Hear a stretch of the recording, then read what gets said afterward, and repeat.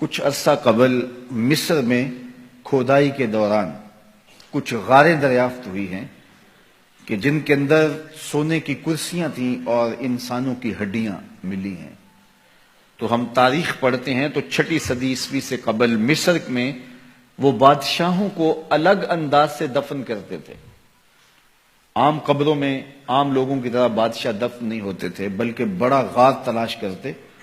اور اس میں سونے کی مرصع کرسی رکھتے اور اس کی لاش کو وہاں رکھتے اور اناج اور کھانے پینے کی چیزیں وہاں رکھتے، اور ظلم یہ ہوتا کہ وہاں چند زندہ غلام بھی اس کی خدمت کے لیے وقف کرتے اور باہر سے دیوار چن دیتے، اور پھر جس طرح وہ گھٹ گھٹ کے مرتے، وہ ایک دردناک کہانی، اس کا تصور کر کے بندہ کانپ جاتا ہے۔ یہ دنیا کے اوپر ظلم، جبر، تعدی، ناانصافی کیا کچھ ہو رہا تھا، لیکن میرے حضور آئے تو امن ہی امن، روشنی ہی روشنی، شعور ہی شعور، اجالا ہی اجالا پھیل گیا۔ کائنات کو یہ جتنی بھی روشنی ملی ہے، آج چاہے کوئی کفر کا معاشرہ بھی ہو اور اس میں آپ کو خیر کی قدریں نظر آئی ہوں، تو وہ ساری قدریں میرے حضور کی دی ہوئی ہیں۔ سید سلیم گیلانی نے تو قلم توڑ دیا، نہ خرد کی روشنی تھی نہ جنوں کی آگہی تھی، نہ خرد کی روشنی تھی نہ جنوں کی آگہی تھی، تیری رہبری سے پہلے یہ جہاں جہاں نہیں تھا، تیری رہبری سے پہلے یہ جہاں جہاں نہیں تھا، تیرے آستاں سے پہلے کوئی آستاں نہیں تھا، میں وہ زمین تھی جس کا کوئی آسمان نہیں تھا۔ تو زندگی کا سارا جمال اسی چوکھٹ سے نصیب ہوا۔ تو اس لیے ایک دن کا یا ایک شب کا محفل میلاد محدود نہیں رکھنا، بلکہ اپنی پوری زندگی پر محفل میلاد کو پھیلا لینا ہے۔ ہمارا رواں رواں شکرانہ ادا کرے، ہمارا طرز زندگی بتائے ہمیں حضور کے آنے کی خوشی ہے۔ اگر ان کے آنے کی مسرت ہے اور ان کے آنے کی خوشی ہے تو پھر ہمارا طرز زندگی کیوں نہیں بتاتا کہ ہم خوش ہیں؟ ان کا بتایا ہوا طریقہ، ان کا دیا ہوا نظام حیات ہماری زندگی کا روشن حوالہ ہے اور ہماری زندگی کا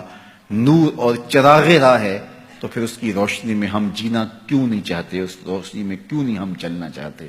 تو صاحب میلاد سے محبت اور صاحب میلاد سے پیار اور شکرانے کا ایک انداز یہ ہے کہ آپ اپنی ساری زندگی ان کے نام لگا دیں۔ میرے استاد فرمایا کرتے تھے، اور یہ بات کوئی 1000 مرتبہ کہہ چکا ہوں، وہ فرمایا کرتے تھے یہ نہ ہو کہ لوگ تمہیں پوچھے تم کون ہوتے اور تمہیں بتانا پڑے ہم مسلمان ہوتے ہیں۔ فرمایا کرتے تھے صاحب نہ کسی کو پوچھنا پڑے نہ تجھے بتانے کی نوبت آئے، تمہاری وضع قطع ایسی ہو، تم دور سے آ رہے ہو، لوگ پہچان کے کہیں وہ دیکھو محمد عربی کا غلام آ رہا۔ لوگوں کو پتا ہو یہ حضور کا نوکر ہے، تمہارے سینے پہ حضور کے نام کا بیج لگا ہے اور تم دکان پہ بیٹھے ہو، لوگوں کو بے فکری ہونی چاہیے۔ اب اس سے 2 نمبر مال نہیں مل سکتا، یہ حضور کا عاشق ہے، کیونکہ اس کے سینے پہ حضور کے نام کا بیج لگا ہوا ہے۔ یہ کبھی بھی نہیں ہو سکتا جھوٹ بولے، یہ کبھی بھی نہیں ہو سکتا کم تولے، اس لیے کہ اس کے سینے پہ نام میرے حضور کا لکھا ہوا ہے۔ تو آپ کا عشق آپ کی صداقت کی دلیل بن جائے، آپ کا عشق آپ کے وعدہ پورا کرنے کی دلیل بن جائے۔ میرے حضور تو کسی سے وعدہ کرتے ہیں کہ میں تیرے آنے تک یہاں کھڑا ہوں، اور وہ جا کے بھول جاتا ہے، اور آقا کریم 3 دن تک کھڑے ہیں، 3 دن تک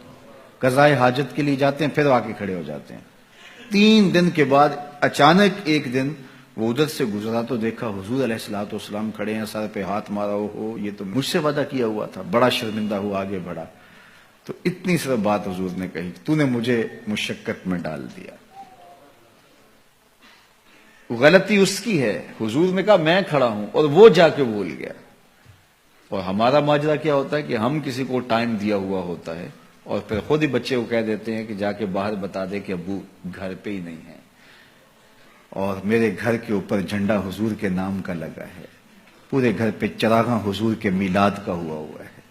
اور میں بہت بڑا عاشق رسول ہوں، نعرہ لگاؤں تو زمین کو پھاڑ دوں، آسمان کو چیر دوں،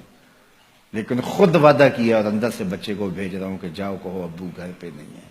تو صاحب میں عاشق رسول نہیں ہوتا، میں کوئی اور ہوتا ہوں۔ عشق وعدوں کی پابندی کا درس دیتا ہے تمہیں، تو ان کے طرز زندگی کو اختیار کریں، ان کے بتائے ہوئے طریقے کو